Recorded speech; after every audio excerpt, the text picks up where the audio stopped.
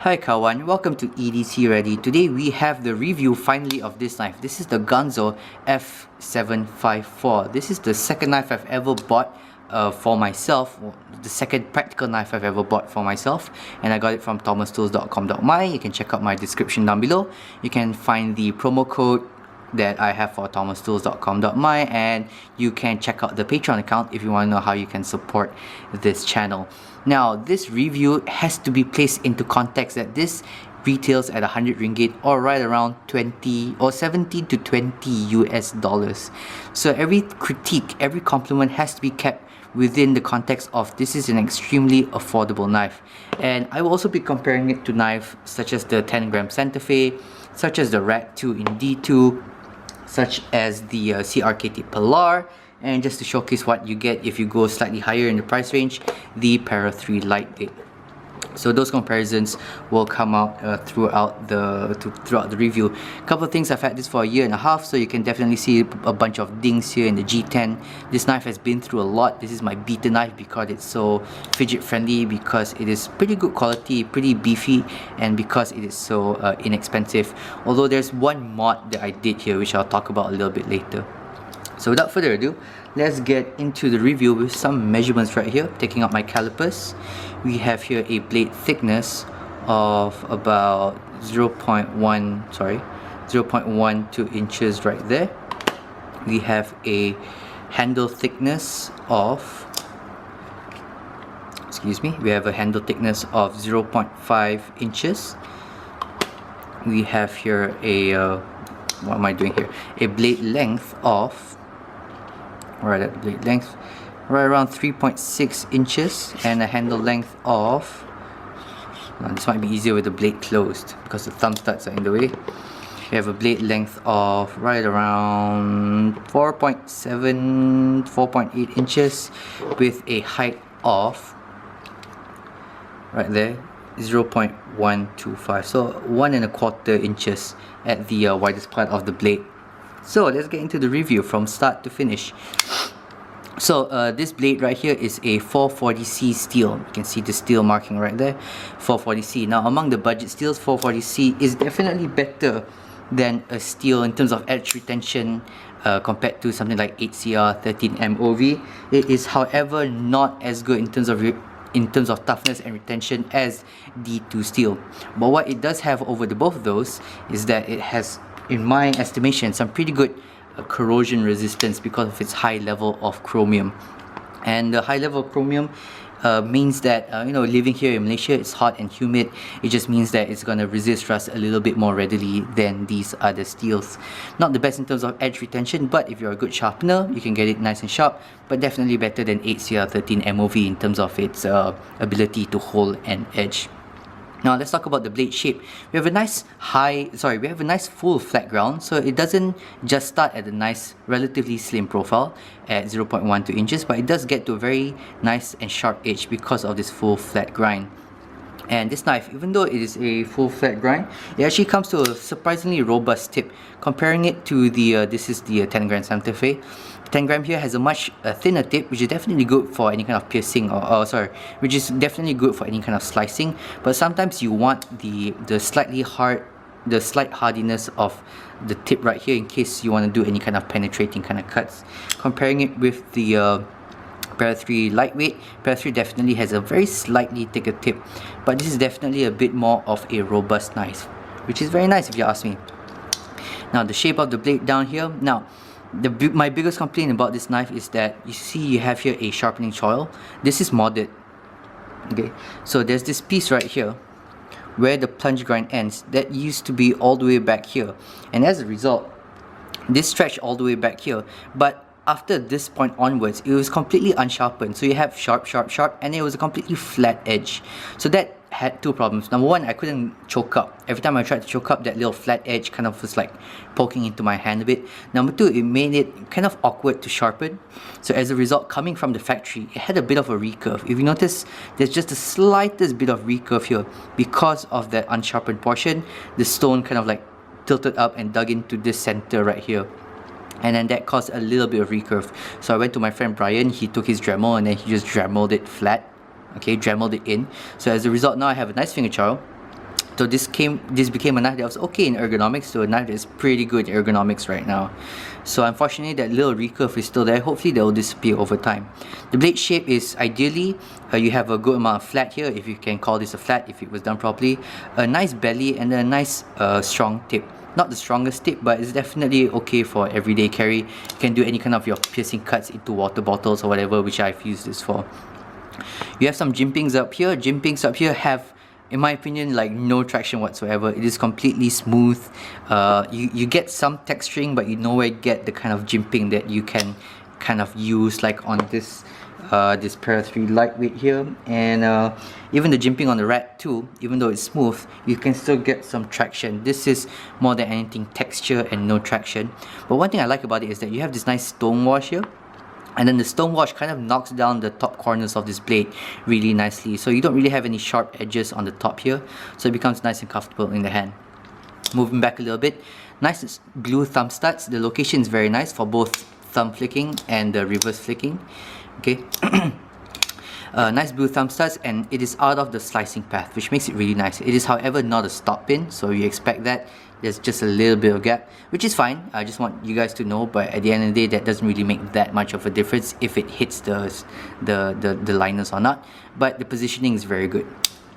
Now moving back, we have here non-free spinning pivots, which is a great thing. A lot of companies annoy me with free spinning pivots. A lot of the newer Ganzos seem for some reason have free spinning pivots. This guy doesn't. This is one of the older guys. But unfortunately, one thing that really annoys me about this knife is that you can't see it in there, but one side of it is Teflon, which is this side, and the other side is phosphor bronze. So that means that number one, the tolerances are kind of off. So this knife, I had to do two disassembly videos, because the first time I reassembled it, the centering was off, and that's because I accidentally flipped the washers around. So I did another quick disassembly video, which you guys can watch, where I flipped it back, and then the centering now it's perfect. If I can show it to you guys now. So the centering now, it is almost, well, it's close enough to perfect for me to not care about anymore. And then the action improved. I didn't need to adjust it as much. There was very little to no blade play, so that's really good. So that's really my only complaint about this pivot. Other than that, it's good. It's T8. You do need to Loctite it down, because if not, it'll start to unscrew itself a little bit. But once you do that, just leave it to dry up for a couple of hours, then it'll be fine. And there we go. Moving back, you have the stop pin here. Now the stop pin here used to have a bit of a rattle, but that was kind of because I kind of seated wrongly. Once I took it apart, seated back properly, and when I screwed it back down, it was nice and strong. So make sure you put this down, or make sure you reassemble it correctly. Axis lock. Axis lock is very nice in my opinion. You have this nice free swinging kind of motion like that, and then, sorry, yeah, you get some nice free swinging kind of motion if you adjust it properly. This is however not like the smoothest axis lock, so you can't really get that free swinging motion. But what you can do, or the best part about an axis lock, is that you can just hold your fingers out of the way, you pinch down on the axis lock, just put it down, and then the blade will drop, and then your fingers are not in the way. By contrast, this is the liner lock. What you need to do is you need to have your thumb here, push it out of the way, and then if this was a fall shutty kind of knife, there's always that danger of catching you. The other version, the Spyderco, answers this by having a compression lock where you just squeeze. I personally, right now, prefer a compression lock and a button lock over the axis lock, because the axis lock requires a bit of finger gymnastics. It requires a bit more like manipulation of the hand, more muscles to pull it. Okay, this is all very nitpicky, but it's just one of those things that this kind of simplifies it a little bit compared to this. But at the end of the day, this is just personal preference. It really doesn't make that big of a deal to me. Now, one thing I really like about this knife is the fidget factor of this knife is through the roof. Let me just show you guys. You can flick this open, okay? You can reverse flick this open. You can pull back on the axis lock. Whoa, sorry, hit the camera. You can pull back on the axis lock and flick it open. Okay, you can do one of these guys, if I can show you on camera, and flick it open. You can pull it out of the pocket, and then you just drop it like that, and then it can flick open. This is just one of the most fidget friendly knives I think this is the most fidget friendly knife I've ever owned, because of the way you can open it up and close it and whatnot. Even the Para 3 lightweight with a compression lock, although also very fidget friendly, okay, it is you don't have just as many ways to open and close it as you do with this guy. Another big problem with the, well, not big problem, but just my personal preference about the axis lock is that there's no actual detent. There's no like detent hole or detent ball. The detent is just the tension of the spring here. There's no like click. Okay, there's no click. So as a result, when you want to flick this out, you're overcoming a spring. So it's kind of like just it's not a release kind of thing, okay? Compared to this guy, which is a release because of the detent ball. You flick it open, there is a release where it opens up, completely free swinging until it catches, and then there is a little pop that opens. And this is a knife nut kind of thing. This is like a knife snob kind of thing. I personally like that flick open, that pop open feel. Okay, flipper frame locks have this kind of feature too, where there's a pop open kind of feel. That is very nice. 10 gram Santa Fe, same thing. There is a kind of a pop open kind of feel, although this detent is a little bit weak. But at the end of the day, it's again just personal preference. Just come into it knowing what you're gonna get. Definitely very frigid friendly. The lockup is nice and solid. The lockup here is just like katak. It's just nice and solid. You don't feel any wiggle at all up and down. Sometimes you might get a little left and right because the pivot's a little loose, but up and down, absolutely solid. Speaking of solidity, this knife in total feels very, very, very solid. You have here full steel liners from start to finish. Skeletonized, of course. Don't know if you can see it, but there's some skeletonization in there. And then you have this 70% all the way up back spacer. As a result, this knife feels extremely strong in the hand. Okay, there is no way you can put any kind of flex on this. You can definitely twist this up. If it has both phosphor bronze washers, I think this would be like the perfect beater knife for me, but it doesn't. Unfortunate. But at the end of the day, again, just 20 USD. One thing that's annoying about this knife is it's extremely difficult to take apart, fully disassemble and put back together. It just annoyed the living daylights out of me. You can check out that 47-minute video, and this is not a problem with the knife. This is like the design of the axis lock, because it uses Omega springs, and I've never had the Omega springs fail on me, which is a good thing. A lot of people are paranoid about that. If it ever fails on me, I'll let you know. But you have to take off the whole thing. You have to take off the scales, then you have to take out the springs on both sides, and then you have to slide the axis lock out, and then to assemble it back. It's just a difficult process. Add to that these T6 screws are free spinning in the back here. Okay, it makes it a lot more difficult to take out and put back together. It's not like, yeah, it's difficult, it's annoying, and it's just very time consuming to take it apart and put it together. The easiest way you can take it apart is that you just take apart, you just pull out the pivot, and then you pull out the blade, clean it up, stick the pivot back in, stick the washers back in, and then the blade, you kind of create like a little sandwich, and then you kind of just click everything into place and then tighten it. That is the quickest way to take this knife apart. You kind of treat it like an integral lock. Now let's talk about the ergonomics. Ergonomics are good. Coming out of the box, you have here nice and rounded edges all the way around. You don't have any sharp edges on the inside of the liner, so that's very good. A lot of more expensive knives have these sharp edges on the inside. This guy doesn't. You have nice and rounded edges right here. It's not contoured at all. It's quite flat. And the G10, when it first came out, it was a little bit rougher, and it has smoothened out over time, which I like. So in the hand, it's just one of those knives that, compared to this guy, this is a very ergonomic knife, as in the contours and everything feels very nice in your hand.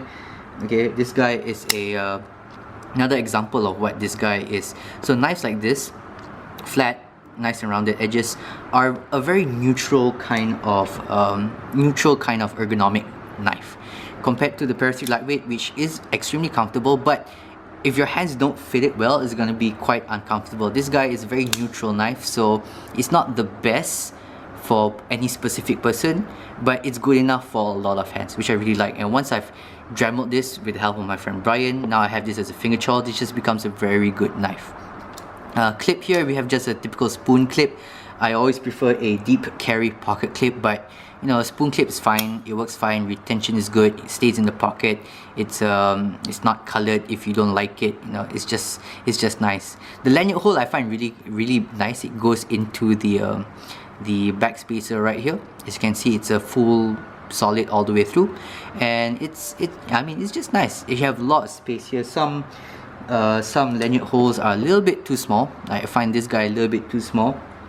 Okay, this one is just nice. So if you're a lanyard person, you can put a thicker lanyard into here. I am not a lanyard person. I've tried with this knife, but at the end of the day, I guess it's okay. It's quite a pretty lanyard hole to have it here. It becomes part of the design.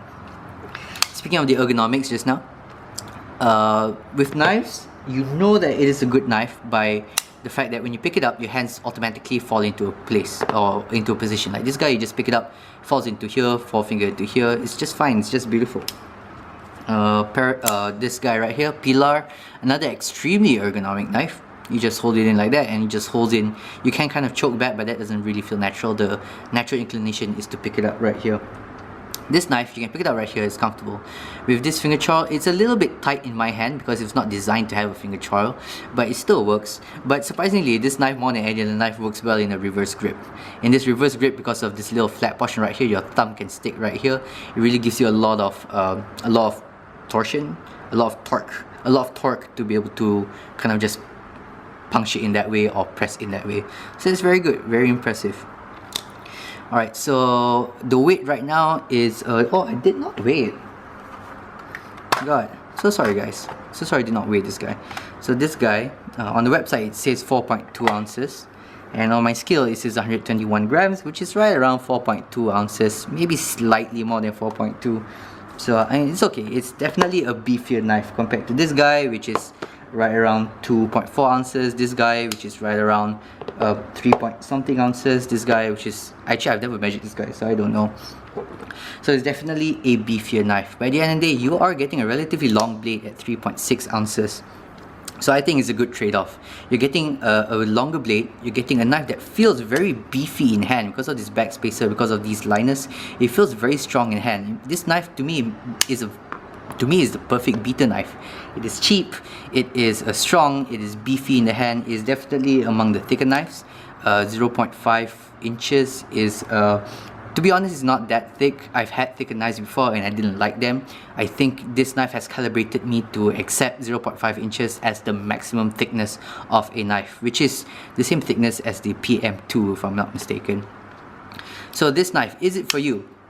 If you are on a budget, if you have knives that people ask you to borrow for, what am I saying? If you have knives that people always ask to borrow but you don't feel comfortable about giving out your Para 3 lightweight, you can get this knife and then you can loan this out to your friend. It has good fidget factor, it has a good budget steel, it's nice and beefy, very strong, relatively neutrally comfortable in the ergonomics. Once I made this mod right here, it became a lot more nicer knife. And you know, I'm really contemplating whether or not to keep this or to let it go. I am looking at the SOG Terminus XR. I am looking at the Benchmade Bug Out as well, the CF Elite. Two very different priced knives. They're all a lot more expensive than this guy right here. You're getting upgraded steels and all that, but at the end of the day, this knife is almost everything I need. The only problem I have with this knife is how difficult it is to disassemble this knife. And you know, once you can always get used to it, but at the end of the day, that kind of is the only headache of this knife, the difficulty in disassembly. Everything else about this knife, I think, is actually the perfect budget EDC knife. And that's it, guys. Sorry I'm a little bit slurry today. I had some coffee, so I'm kind of a little bit hyper. Hope you guys enjoyed this review. Do leave a comment down below what you think of the Ganzo knife in general. Now, a lot of people say that they are like copycat knives. They kind of copy PM2s, Para 3s, Rat 2s, Rat 1s, and then just add like a G-lock or an axis lock on it. That is their history, I cannot deny that. This, if you take one look, it kind of looks like a bug out. I mean, the bug out has the same lanyard hole positioning right here. At the end of the day, I think they are, they open up designs that will be very difficult for someone in, let's say, Southeast Asia to try out. So this is definitely, as Birdshot Ivy would call it, this is a good gateway knife to bigger knife purchases in the future. And that's it, guys. I hope you guys have a great day. Hope you guys enjoyed the review, and of course, as always, stay ready.